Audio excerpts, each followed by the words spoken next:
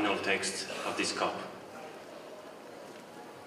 What I can guarantee you is that I will continue to stay laser focused on keeping 1.5 within reach. That is my galvanising global action to make our nations more resilient to a warming world. Well, I think there is a momentum.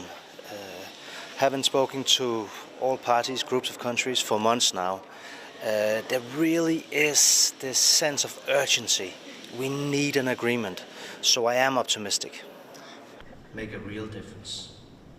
So friends? There are some existing guidelines on indices. Dr. Sultan has set the bar high. Well, there's no doubt that we do have differences of opinion here. It's also clear that we need a consensus decision in the end. I would say, however, that this is one of the areas that is very close to the hearts of many actors and that it's being argued with a lot of force and a lot of ambition. So I would be very surprised if in the end we did not find a text also addressing this issue. It's absolutely an imperative that we keep the rainforest, that we keep the forest cover, that we look after the health of our ocean.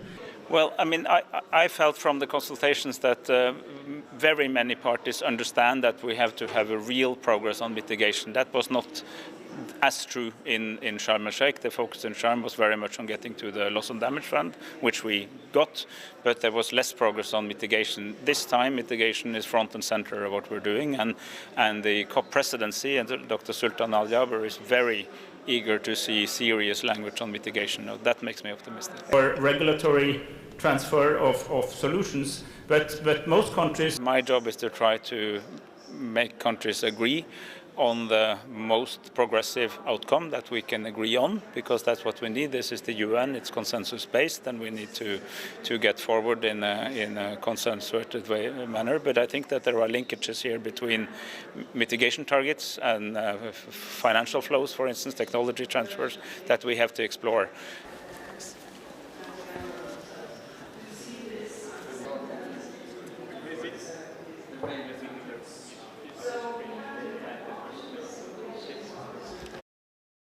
Traditionally, Saudi Arabia has been a force.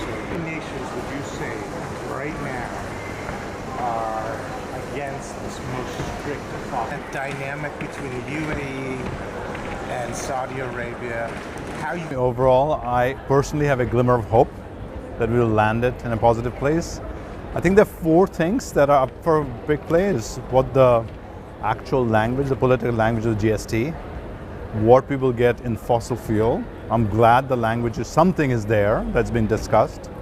What will happen to adaptation, which I'm very concerned not much is there.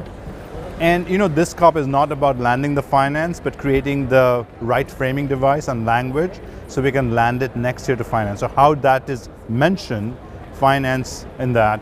These are the four big things that are at play. Adaptation. There was a goal for doubling adaptation finance and a goal for the global goal fund. The countries like South Africa, India, Indonesia, China that are at play. And as you know very well, they play with each other, right? They're not independent of each other. The COP has begun well. I hope it ends well. And to end well, I hope our leaders who are here, all the ministers have come now, actually step up, because it's hard. The transition is hard. Getting out of fossil fuel is hard. It's 75% of world's energy now. But this is the moment to step up and do something that we need to do and take the hard decisions and support each other doing it. This is the whole point of a COP, is the countries to come together and support each other, not vilify each other. Support each other for a bigger goal, and that's what we hope. I, for one, absolutely rooting for a very successful COP. Next year, just a few